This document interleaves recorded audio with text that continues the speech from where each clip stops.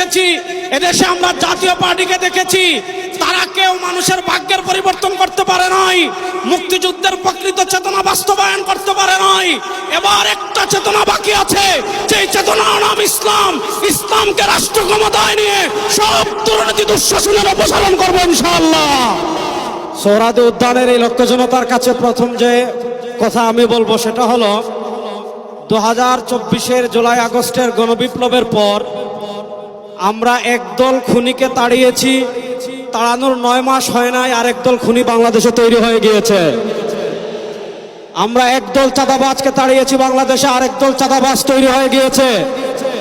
আমরা একদল দুর্নীতিবাজকে তাড়িয়েছি, বাংলাদেশে আরেকদল দুর্নীতিবাজ তৈরি হয়ে গিয়েছে। আমরা একদল টেন্ডারবাজকে তাড়িয়েছি, বাংলাদেশে আরেকদল টেন্ডারবাজ তৈরি হয়ে গিয়েছে।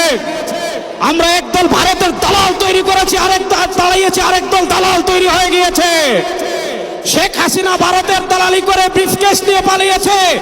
নতুন বাংলাদেশে ভারতের যারা দালালি করবেন লুঙ্গি নিয়ে পালানোর জায়গা পাবেন না।